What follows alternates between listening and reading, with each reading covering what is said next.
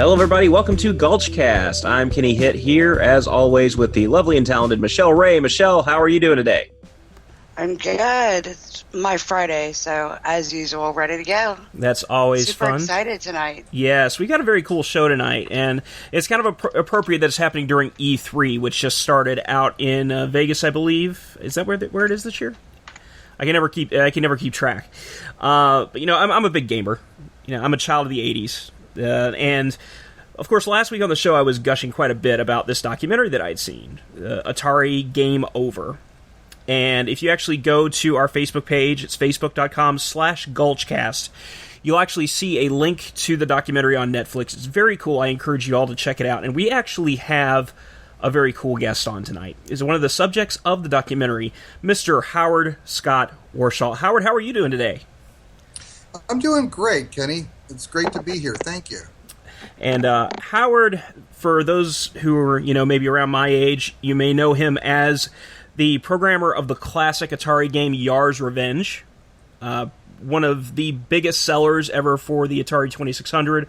Also developed the Raiders of the Lost Ark adaptation, and you may, I guess you have a bit of some infamy for another game you developed, and that is the E.T. adaptation for the 2600 as well, which is kind of the subject of the Atari Game Over documentary. That's very true. And infamy. Go ahead. Well, infamy among some people. For me, it's fame, because I'll be honest with you. I had that game when I was a kid, and I actually loved it.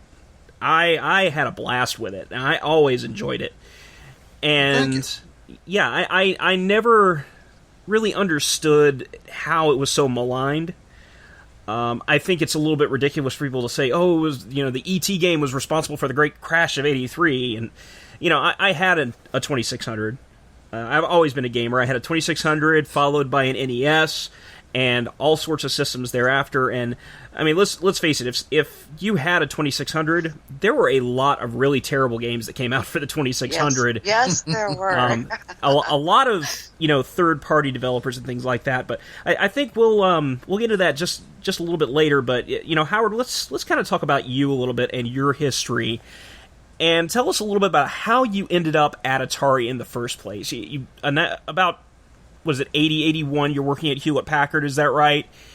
And that's right, yeah. My history is long and varied, that's for sure. But initially, I was in high school was the first time I had the opportunity to work with a computer at all, because we were a high school, I was in New Jersey, and we had a terminal link to a computer at Rutgers University. This is in 1975. There were not a lot of computers around. And it was amazing and very rare to have access to like a mainframe computer. And I did nothing with that. I totally avoided it. I had friends who were into it. I avoided computers like the plague. And when I got into college, I started to study business and economics and things like that. And again, computers were the furthest thing from my mind at that point. It wasn't until I was largely through my economics program that one of my professors said, if you haven't had any computer courses, you should take some, because you're not really going to go anywhere in economics without computers. Because I was going to really go on and become an economist. That's what I wanted to do at that time. And so I took a computer course. It's a whole story how I actually ended up getting into the course, but basically in the middle of the semester I added a computer course and just fell in love with doing computers, because this was a godsend. You don't have to write papers. You hardly have to read anything. You just solve puzzles all the time, and that's what you do. And I thought, this is for me. So I got involved with the computer, started taking more computer courses. I finished my economics program. I also did a math major. And then I went back to do a one-year master's in computer engineering. And at the end of that, Hewlett-Packard got a hold of me, and they said, hey, we'd like you to come work for us. So they flew me out and made me an offer very quick, which I was very excited to accept. So when I graduated in 1979, I came right out to California and started working at Hewlett-Packard in Cupertino. And very soon thereafter, I realized that Hewlett-Packard was kind of what I call a software pasture. It's kind of where programmers go to die. And all the joy and excitement that I had and the excitement of getting into programming, particularly using microprocessors, which is what I was specializing in at the time. I'd lost all that. I didn't know where it went. It was tough. It was hard for me because if I'm not passionate about what I'm doing, I tend not to do it. So Hewlett-Packard wasn't like a great place for me. But I also was kind of a wild guy, particularly for Hewlett-Packard. And so I would do things and goof around and create fun times, and people would go home and they would tell Howard stories at times. And one day, a guy I worked with named was Vince came in and he said, I was telling my wife a Howard story the other day, because that's what they called them, Howard stories. So I was telling my wife a Howard story, and she said that this is just like what they do all the time where she works. And I said, oh, where does she work? And he said, well, she works at a place called Atari. Because I wasn't very familiar with Atari. I had seen some video games. I wasn't a huge player at that point. Interestingly, I had like visions of games that could be implemented when I was sitting in a Calculus 3 class, but that was just sort of an intellectual exercise. I didn't really think about actually implementing one. But when I found out that there was a fun place to work called Atari, I went and I talked to them and I wrangled an interview with them. And when I started to talk with them and realize what they were doing, I thought, oh my God, they're working on microprocessors with real-time control programming. I didn't think of it as, oh boy, games. I thought, oh boy, they're doing the type of programming that I like to do, and it's creative. And you have to come up with cool ideas and fun things to do. Because I did like the idea of making up games. I used to do that all the time when I was bored, which was basically just for my adolescence. And this would have been like right around the time where they're getting ready to get into the VCS, later the 2600. This is right around the time they're launching that. Is that right? Oh, no, this had been launched already. The okay. VCS was out and rolling. And so I joined in, and I went and interviewed with a whole bunch of people, went through a whole bunch of stuff, and I was sitting at my desk at Hewlett-Packard, and I got a call from Dennis Coble, who was the manager of VCS programming at the time.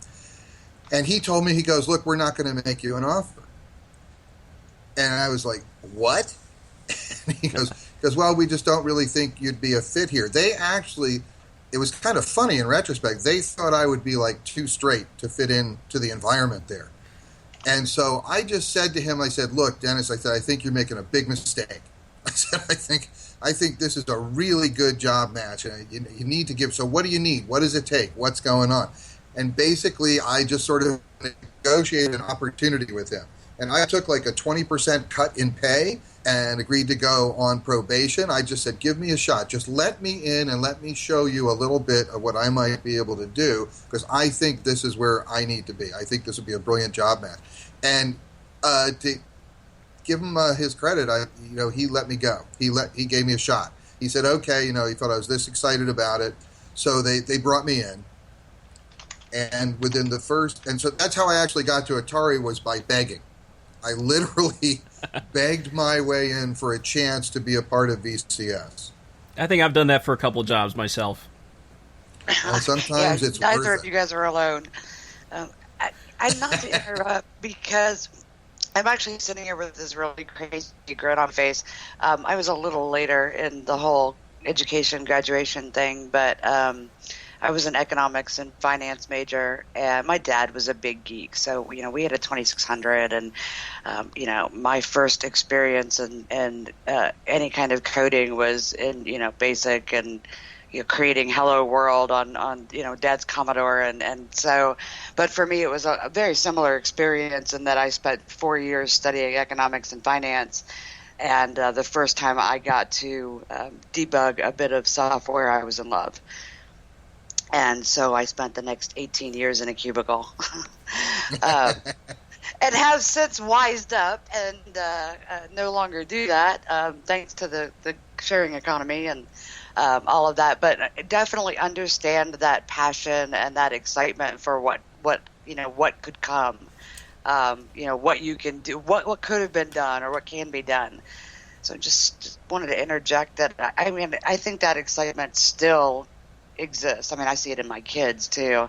I've got a 13-year-old who, is just devastatingly passionate about anything and everything technology that can be done. So nice to know that's been going on for a while. So Yeah, I mean, well, you can do anything, but if you're not really passionate about what you're doing, you're paying a very big price for your life. sure. Right. And now Howard, you get to Atari. You're sitting there in front of your dev kit. Did you kind of feel at that point that you're like, I need to take this equipment here, and I need to start pushing the envelope and really showing off what I can do? Absolutely, that's what I thought. That was my intention. I wasn't like, oh, I'm going to show people up. I just thought, I need to do something breakthrough. I need to do something really cool. I've been given an opportunity. And it wasn't that I needed, it didn't even have to do with the idea that I needed to fulfill the opportunity because they gave me a chance. I knew I was sitting, for some reason, I knew I was sitting in front of something that could open up my life. It's something that I'd been waiting for, that I needed. It was a continuity that I had lost. And I just knew here is an opportunity to really do something cool. And what people were doing with it, was interesting, but wasn't like amazing. And I just thought there's got to be a lot of cool ways to go with this. And the 2600, as most of your listeners may be aware, is an extremely limited machine. I mean, just the fact that there was only 128 bytes of RAM to play with entirely. So all of your game status, everything you need to keep track of, all your information has to fit in 128 bytes. And your program, the entirety of your program could only be 2 to 4K. Later on it got to 8K, but originally it was 2K, and then when I got there it was around 4K. So Yars Revenge was going to be a 4K game. So this is an entire game that nowadays is smaller than most data structures, right, inside the program. So it was a very limited environment with critical resources. And so the fact that I had a degree in economics actually, I think, was the most important thing that I had going. There was two things. I studied math and I studied computers. But I also had a degree in economics and I had a minor in theater. And those were the two things that really served me in programming the 2600. The economics came in because economics, as I'm sure Michelle knows, is not really the study of money. It's the study of allocating scarce resources. And if there was ever a scarce resource, it's the 2600. With Right. what you have to do to program that. And the other aspect was the theater. I was always a big movie buff, a huge fan of movies. So when I came to the idea of programming the 2600, I wasn't coming from a technical place. I was certainly technically capable. But I came at it from a movie-making place and I wanted to use a lot of techniques they use in movies to increase the impression of the game, right? Because my goal wasn't just to make a game. My goal was to make a user experience, a player experience that was bigger than what people had experienced before. So I just wanted to do things that I hadn't seen done before that I thought would just be cool and eye-popping. That was my goal. And was it around this time that you got the Star Castle adaptation project? It was my first project. When I came in, they gave me a manual. Actually, they gave me a manual a little before I came in because I told them if they wouldn't mind to give me a manual and I could start reading it and start boning up on it. So by the time I showed up, I was already very familiar with the manual and the hardware. And so they assigned Star Castle. And I was not an expert on the system by any means, but I already knew enough about the system to know that this game would suck on the 2600. And so I told him that. I went to my boss. I said, for these reasons, I really think that this game is going to suck on the 2600. It's horrible. I said to him, but I've been thinking about it, and I've got kind of another layout, a different way of approaching the game that I think might deliver a lot of the play experience of that game, but in a way that would work much better on the system. And again, to his credit, this guy really gave me a chance. He didn't say, no, screw it, you've got to do this. And if I would have entered Atari like a year and a half later, I don't think I would have had that flexibility. But that wasn't a year and a half later. It was right then, and he said, fine. He goes, okay, do what you want to do. And then I started to create the game that would become Yars Revenge. It wasn't Yars Revenge at that point. It was just the game that wasn't going to be Star Castle. And I started working on it and started putting up things on the screen. And I just knew I wanted to do things that no one else had done. I wanted to make a contribution. I always wanted to break new ground with any game that I did. That was very important to me. Well, and I actually remember playing Yars Revenge. It was one of the games that my dad loved to play. And for us, it was kind of a big change, not just in gaming. I mean, we were really big in my house. We were really big into, obviously, the text-based games, and adventure for us was, kind of that first leap. But Yars Revenge was kind of the first action game we played. And so for us, it was not just a new type of game, but a whole new experience in playing a game at home. Because our family gaming experience was sitting around drawing maps for text-based games, so we could keep track of these long-running games. And it was really, even after moving into like adventure, which was the same style of game as a lot of those old text-based games, Yars Revenge for us was really that. It seems kind of odd now, but that kind of get excited about playing a game, like you were standing in an arcade playing, a very interactive, in the moment, immediate, instant gratification kind of game that you didn't get from adventure or the previous text-based games. So, all these years later, congratulations! I think you succeeded in making the best possible experience you could. In particularly Yars Revenge, which I had very fond memories of.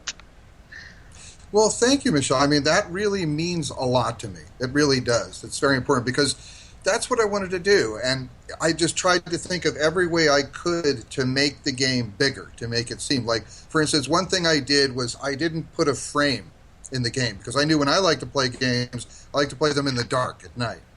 And so I thought if I have a black background and there's no frame, everybody always put a frame around the game, and there's reasons you do that to simplify the programming experience.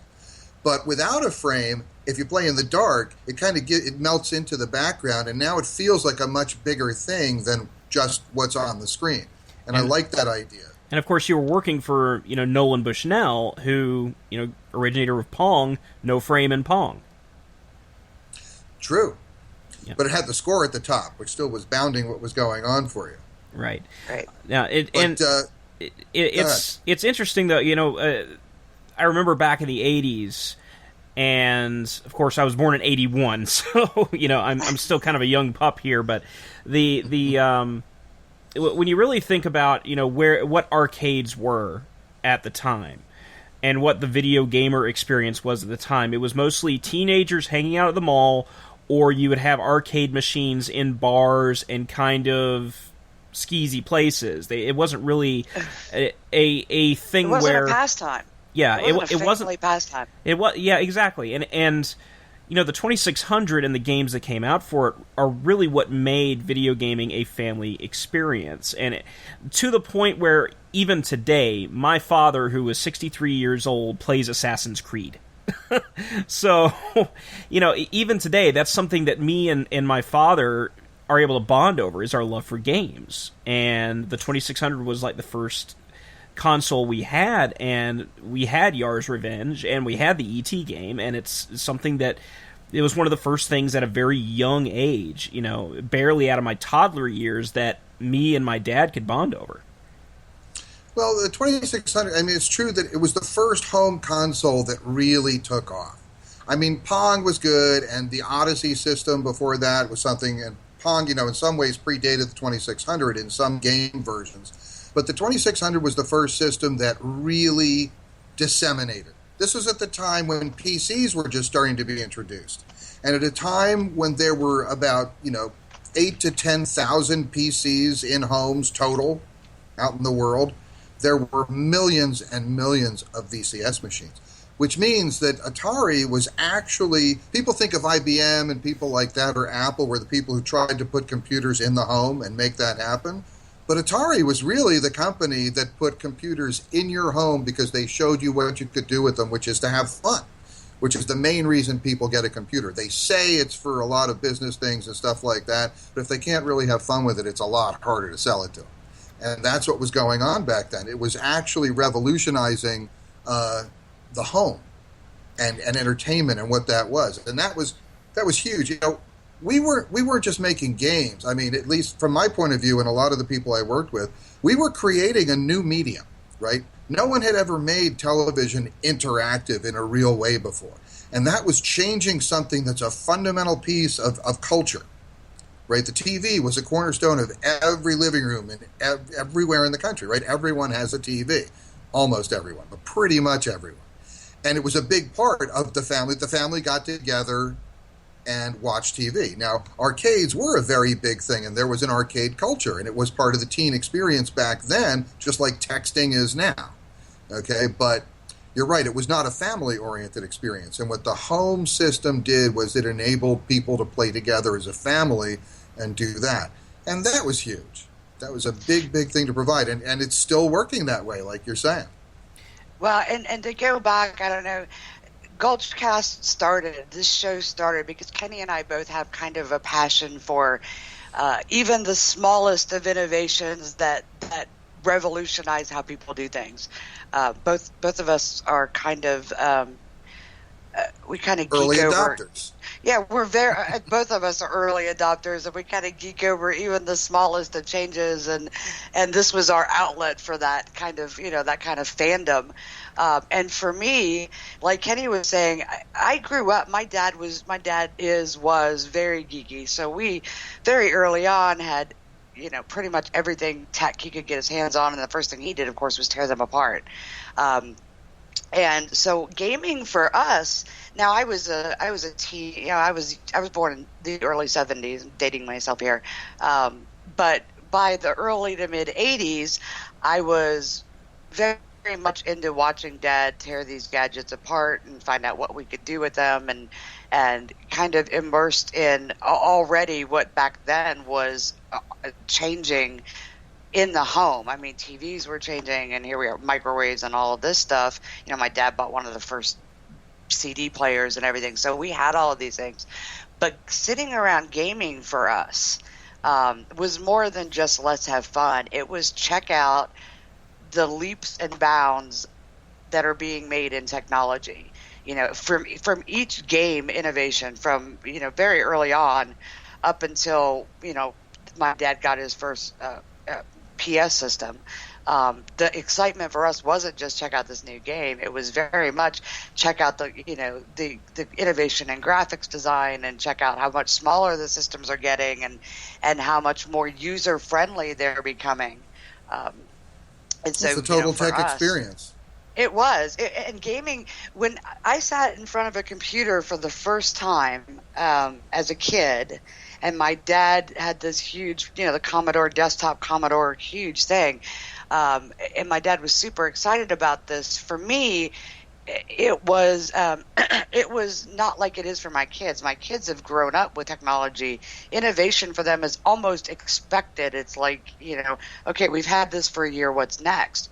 That was a life-altering event. And for us, gaming became very much the same way, just simply because it wasn't the routine of us sitting around watching television, or sitting around and having conversations about the same things we all saw on television. It was very much checking out what's new, what's changed. Since my family was so into tech, the excitement around that was just as much entertainment as the gaming was. Just like it is for my kids now, every time they see a new 3D printer or a new makerspace opens up locally, their excitement isn't necessarily this great new thing. It's what they can do with it or what's been done with it. So, I think honestly, one of the reasons I was super excited about having you on, and when Kenny sent me the documentary, getting a chance to sit and watch it, was really seeing the cultural change that happened. And that was the beginning of something so huge that I think even my kids, I made them sit down and watch a part of the documentary with me, don't realize where that cultural change actually happened. And that really was when gaming entered the homes. Absolutely. And, I don't know that any of us realized fully where this might go ultimately. To me, it was incredibly clear that gaming was here to stay, and this was just going to be a new thing that was going to go on. How big it would be, I didn't know. But I do know that I always looked, just like, what you're saying. It's like I didn't come to gaming for games. I came to gaming because this was the kind of tech outlet I knew I needed. I needed this kind of challenge. And so that was cool, but the fact that it was also games just made it so sweet. But the thing is, I did look at it as a broadcast medium, right? Instead of just making a game, I looked at this is a broadcast medium. There's this system that goes out there, and I'm going to make a game, and this game, on some level, encapsulates a message.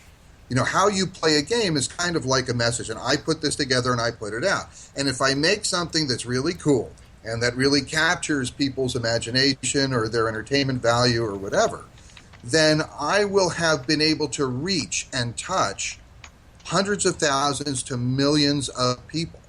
And so now you guys are all in media, right? You're doing a podcast right now. So you understand what media is about. And to me, the goal of media is to generate interest, focus, and social discourse. To me, that's the object of a piece of media. And I don't know if I was as coherent about that back then. I just knew that I'm going to put out something to many, many people, and this is a great opportunity. But when I was at the dig, you know, if you saw the movie, you saw that there's the point in the movie where when they actually find something, and I become extremely emotional about it. And I was overwhelmed in that moment. And the reason was because in that moment, in that second, I realized how this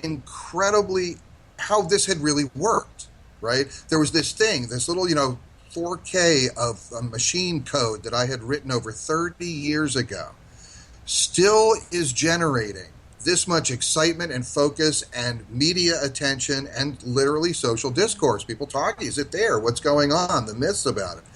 It was like I generated something, and I didn't have the intention of doing it, but I was at the center of this maelstrom, this whole weird tornado, and to see hundreds of people literally standing in the middle of a desert in a dump in a sandstorm to see what's going to happen. And then it was there, and people were so excited, and just all the emotion of the moment. I was just totally overwhelmed to at least have been a part of creating that moment. And it was so gratifying. I was so grateful to be there that it literally brought tears to my eyes. Now, here's a question for you. You know, skipping forward ahead, you had mentioned in the documentary that the average dev time for a game for the VCS for the 2600 was about 5 to 6 months. And right. You were given 5 weeks on ET because you had to make the Christmas deadline. The game gets released. At what point after that did you realize that something was amiss at the company? Oh, it was quite a while. Quite a while. See, that's the thing. Everybody thinks, oh my God, you did this game in 5 weeks, and then it turned out to be the worst game of all time. That must be horrible. And I also do want to say that, I don't believe it's the worst game of all time, but I do like it when people identify it that way. I prefer that people recognize E.T. as the worst game of all time, because Yars is frequently cited as one of the best games of all time. So as long as E.T. is the worst, I have the greatest range of any designer in history, right? So I appreciate it being, hailed as the worst. But the thing is, you have to understand that for me, in my experience, E.T. for quite a while was a tremendous success. Because here's the thing. I did the game in August, basically. The very last few days of July, and it had to be delivered for September 1st. So the game was basically done in August. So August of that year, I made this incredible push, and I got a game done, and it passed QA, so it wasn't that bad. and the game was deemed releasable. So here we go. So I had achieved it. Everybody thought, can anyone do a game in 5 weeks? 5 to 6 months wasn't really the average. That was the minimum. That nobody had really done a game faster than that. So just to get a game done in 5 weeks was a pretty amazing achievement, and I wanted that kind of challenge, so that was very gratifying.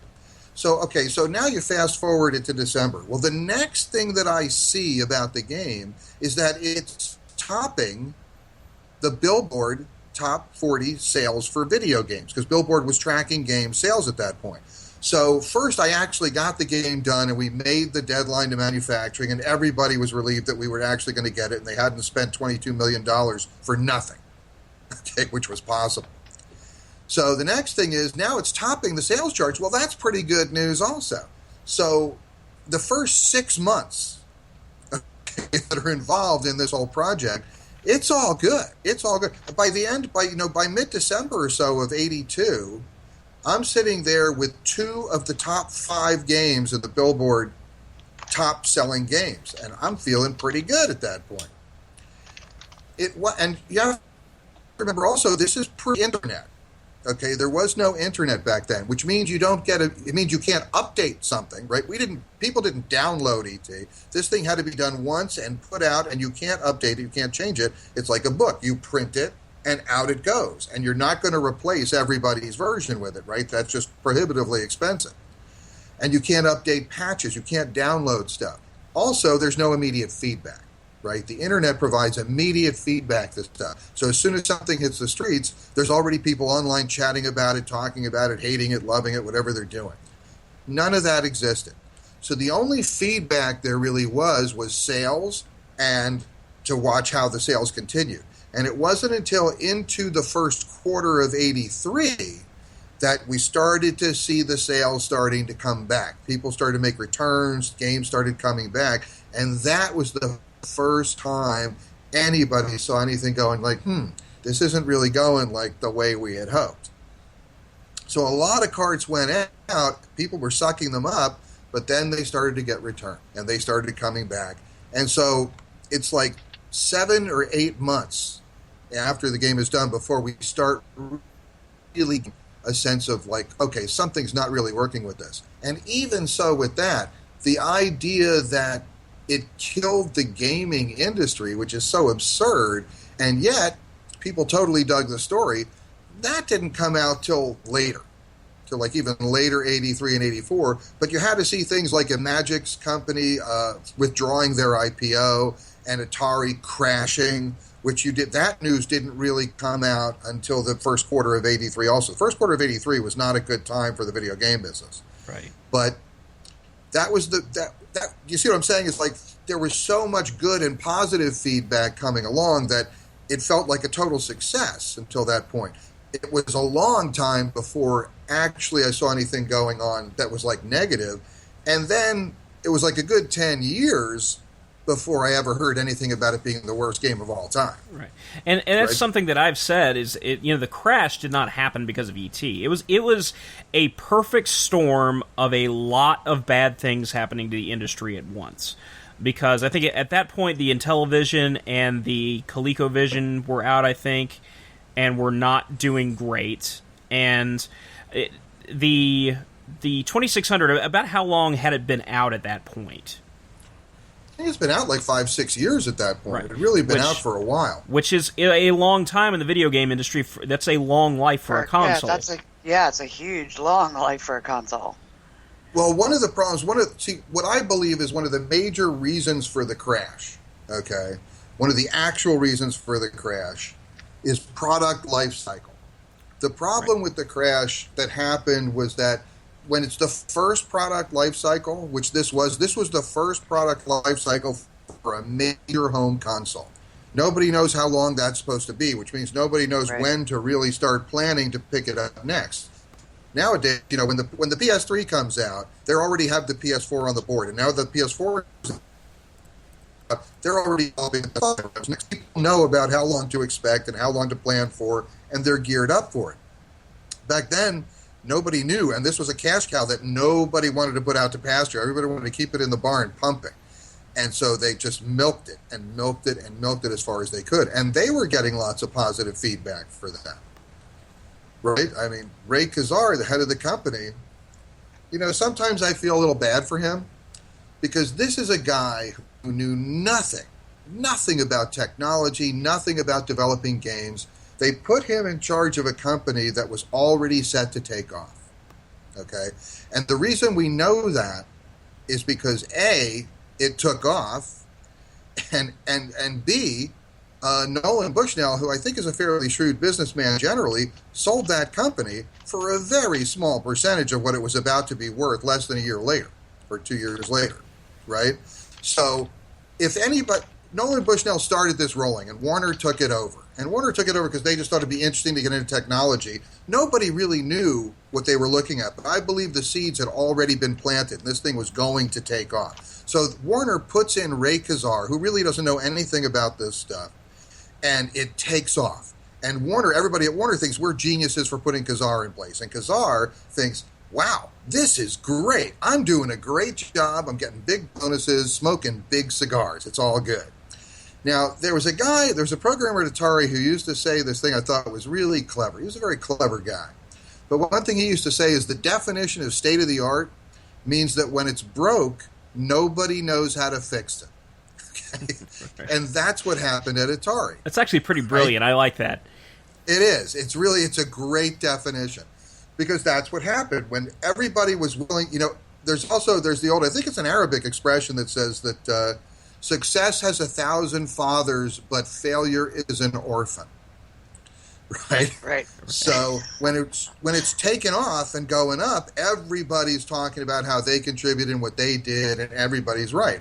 But when it started to turn around, nobody really knew what to do to change it or fix it, and that was an ugly, ugly picture. But it was Atari's business practices. Atari was the fastest growing company in American history. I don't think it was because of what anybody did. It was because this was a brand new product that really captured the imagination of people. But then it became the fastest falling company in American business history, right? And that doesn't happen unless you've generated enough ire and ill will and bad juju on the way up, so that when things started to turn, everybody who could stuck the knife in and twisted it. And that's why it became the fastest falling company in American history, because it was just a lot of really poor business planning in an area no one really understood, with people who were so full of hubris from their success, myself included, that everybody believed they could do anything they wanted to and everything would turn out great. And then it didn't. How much oversight did Atari as a company have over its third-party developers, if any? Not much. They just kept spending money on people to keep them from competing in a lot of ways.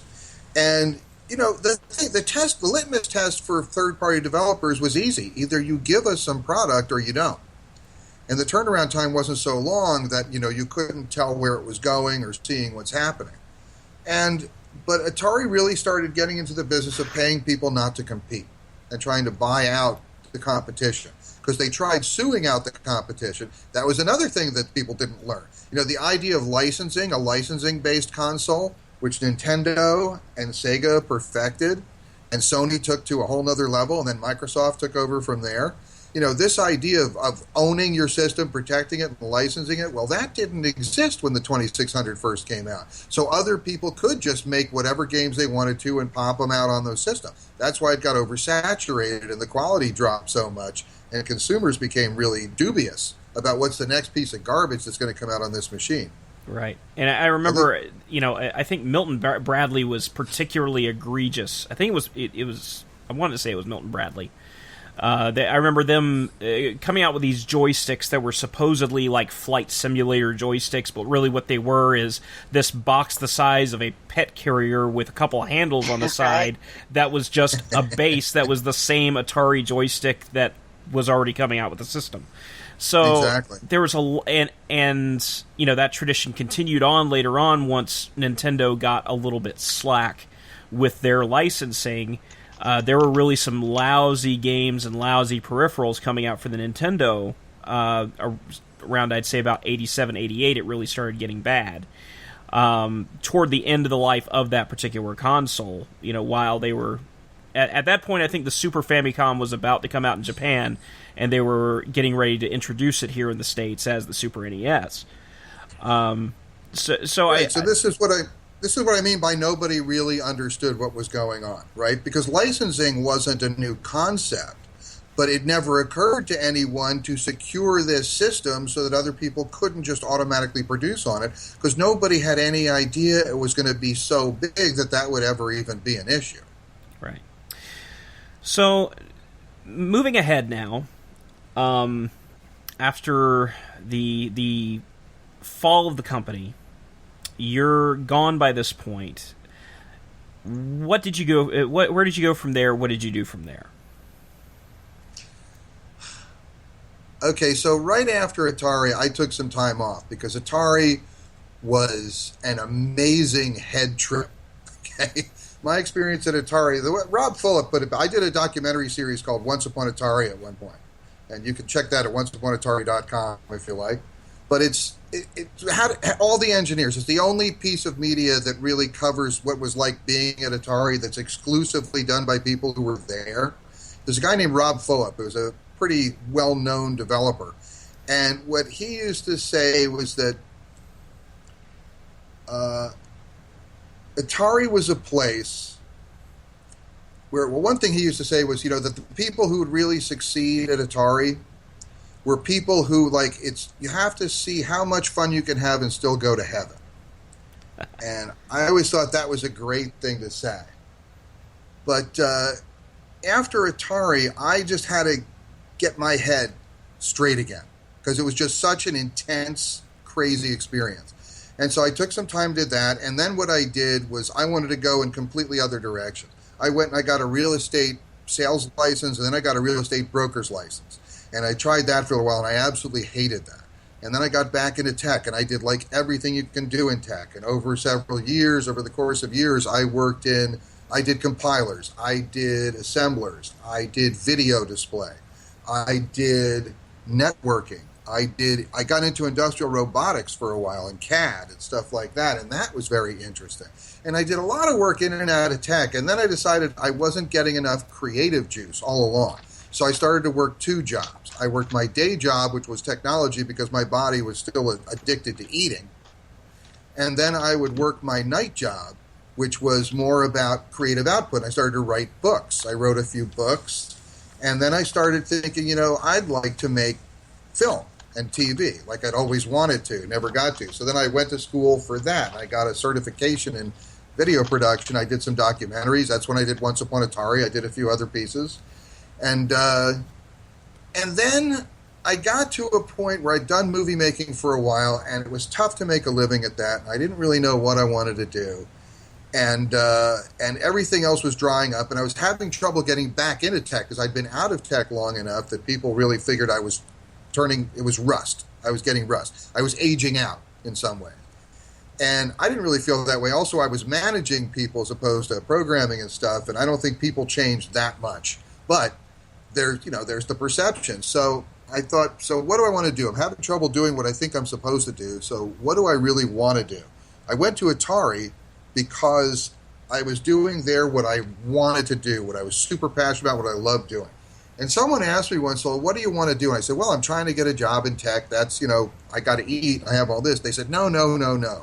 That's what you think you could do. What do you want to do? What do you really want to do if you could do anything? And I just said to them, I said, well, I'd like to be a therapist. I always knew that I'd really kind of like to be a therapist. And, and so they said, why don't you look into that? And I started to look into it. And as I started to look into it and really pursue becoming a therapist, signing up for classes and things like that, suddenly everything in my life that was totally not working, this is in like the mid-2000s, like around 2006, 2007, suddenly everything started falling into place. And jobs that I wasn't able to get near were seeking me out and wanting me to come in and try and give me something, and it helped me finance the schooling that I was doing. And I just followed that course, and the deeper I got into it, the more I loved it, and the more I realized this was exactly what I needed to do.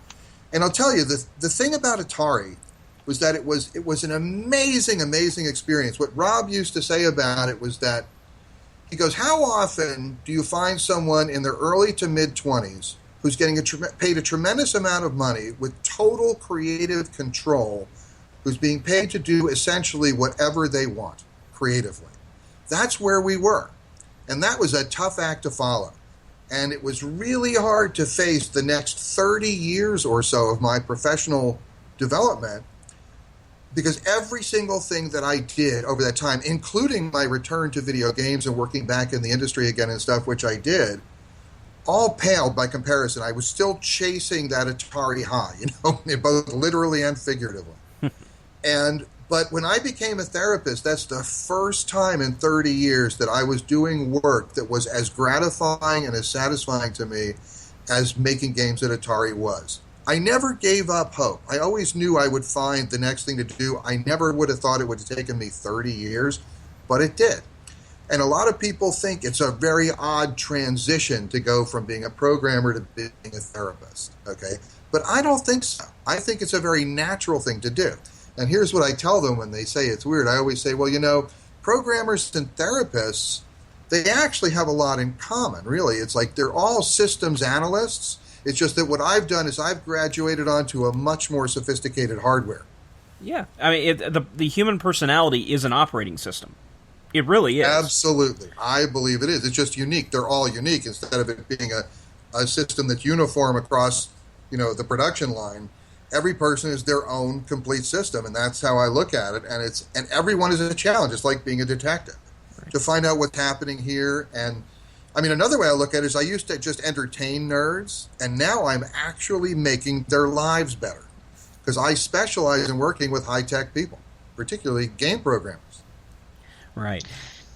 Now, you had, and I had come across your website, and I read that, and, one of the things that I really wanted to know is, hindsight being what it is, do you see in your patients at any point, symptoms and stresses and things of that nature, and you think to yourself, wow, that was me in 1981, 82, and I didn't even realize it?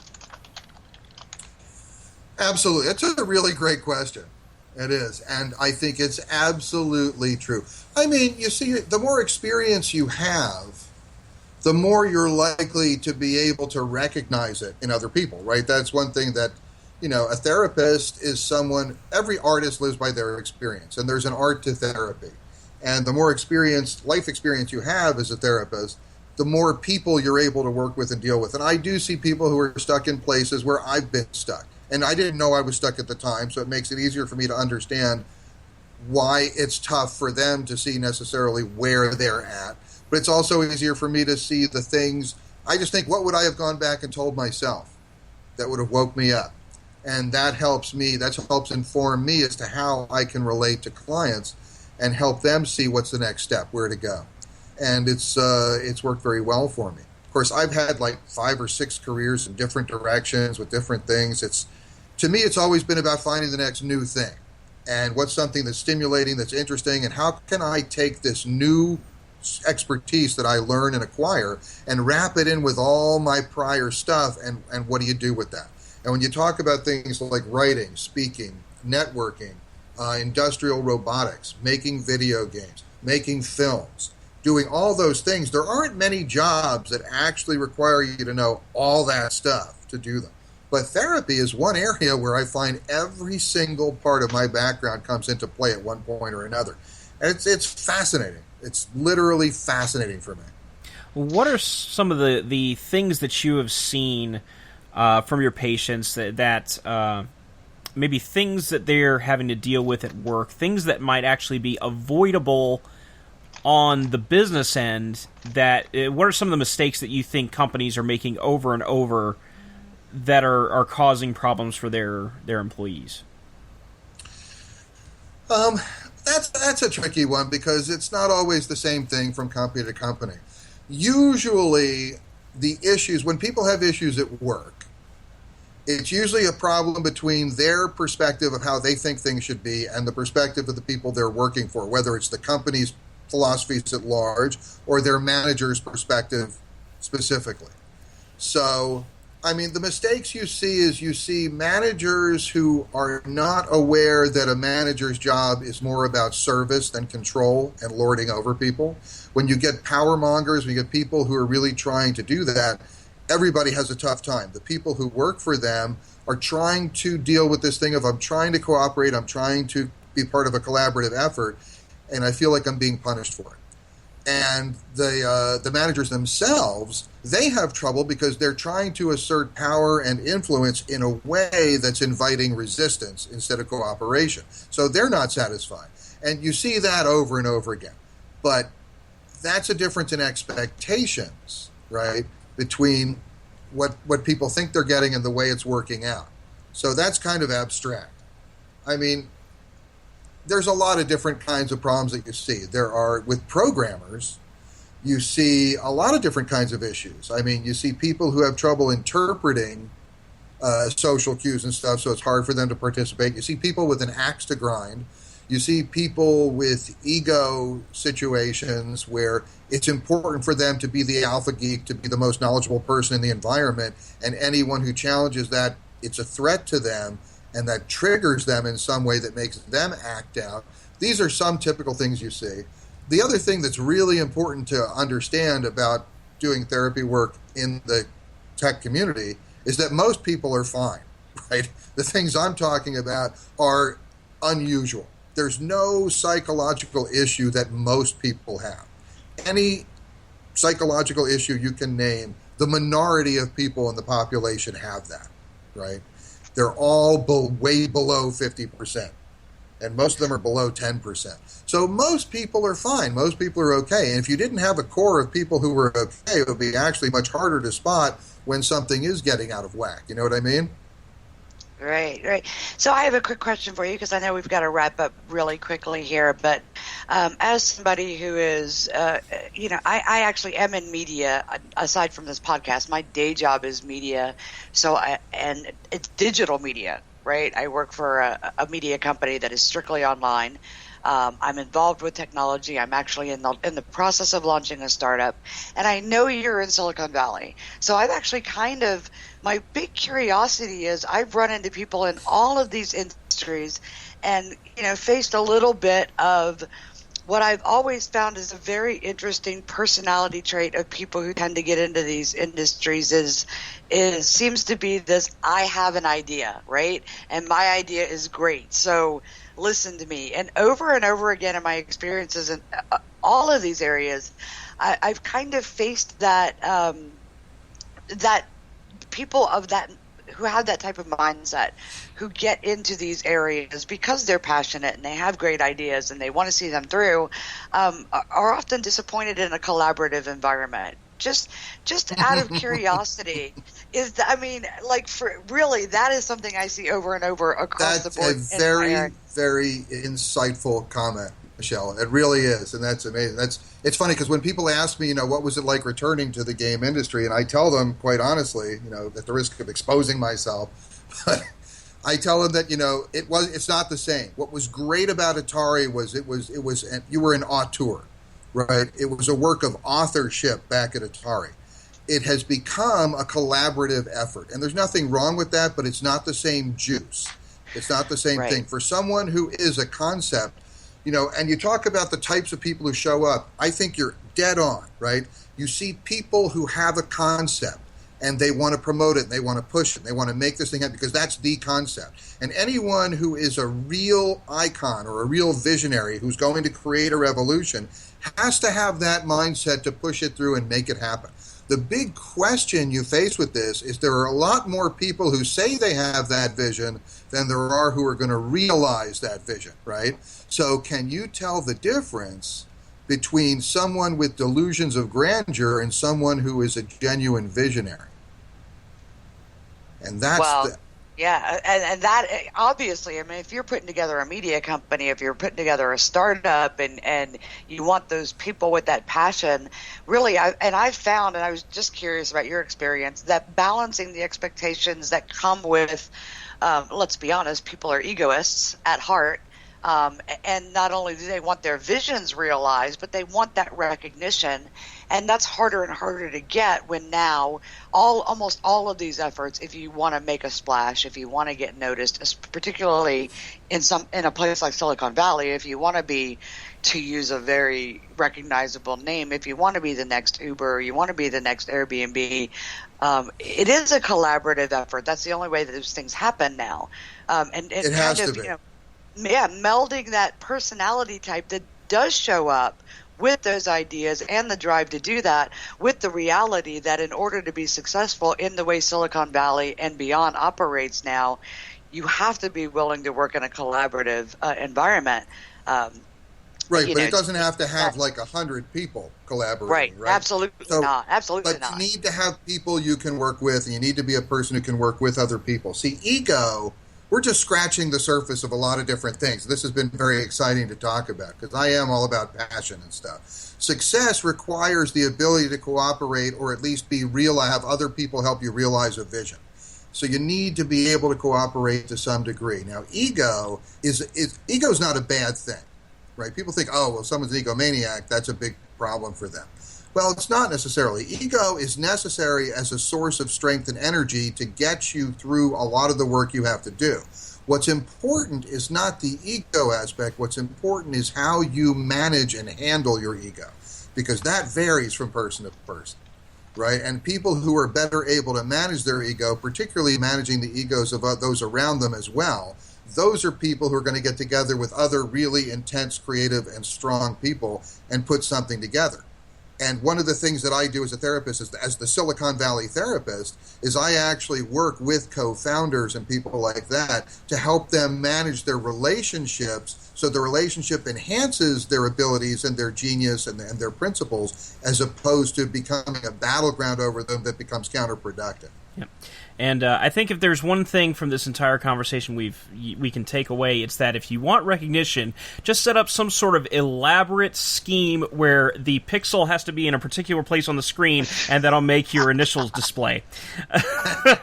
So I know so true. We never even touched the Easter eggs, but oh wow, I'd be happy to talk about it another time. Right. Well, we have to. I would love that. Yeah, we have to wrap up for the evening, but thank you very much for joining us, Howard. We really appreciate it, and we've got a little surprise for our listeners right now, in kind of tribute to you. You may recall when Yars Revenge was released, there was a comic book with a soundtrack album that came out. And I've managed to get my hands on the song, the Yars Revenge song, and we're going to play it for our audience now to close out the show. Excellent. Let me just say, Kenny and Michelle, you guys were great. I really enjoyed being here. I'd be happy to talk to you anytime. This was a lot of fun. Thank you very much. Oh, we had an absolute blast. Thank you so much for joining us, folks. Just a reminder, if you want to listen to this show or download it to your phone or other type of device, just go to the iTunes Store or your favorite podcast software. Just search for GulchCast. You should be able to find us at no problem. You can go to facebook.com/GulchCast and find us online there. We'll be posting all of our show information. We also post a lot of cool stories from throughout the week that you may be interested in, stories from the tech and innovation world. You can find me at VLR Kenny on Twitter. You can find Michelle at GulchGirl, and you can find Mr. Warshaw at HS Warshaw. Is that correct? Yes. And we hswarshaw.com. hswarshaw.com. Thank you so much, Howard. And here's a little Yars Revenge. Thanks for joining us. Good night.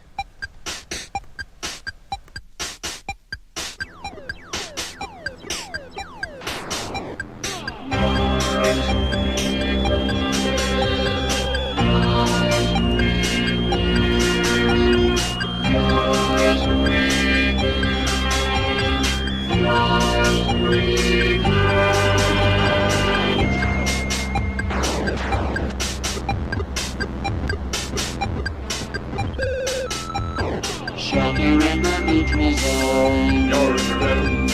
Occupied the Zoylon cannon. Yars Revenge. Try to read the quantile. Yars Revenge.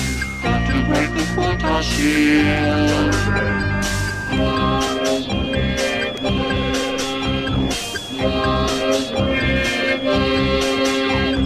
Yars Revenge. Yars Revenge. Look out, now here comes a sword. Yars Revenge. Here comes a destroyer missile. Yars Revenge. You touch the quantile. Yars Revenge. You want to gather tribes. Yars Revenge.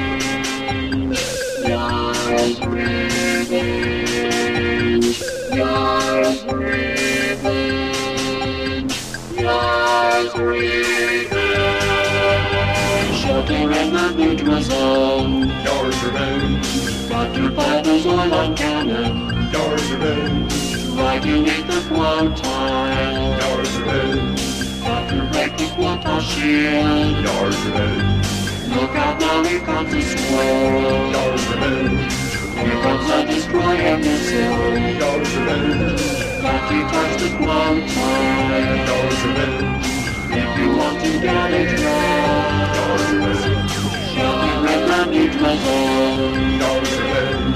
Got to fire the Zordon cannon. Yars Revenge. Try to eat the float tile. Yars Revenge. Got to break the Protoss shield. Yars Revenge. Look out, now here comes a squirrel. Yars Revenge. Here comes a destroyer missile.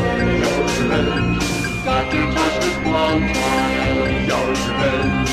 If you want to get it right.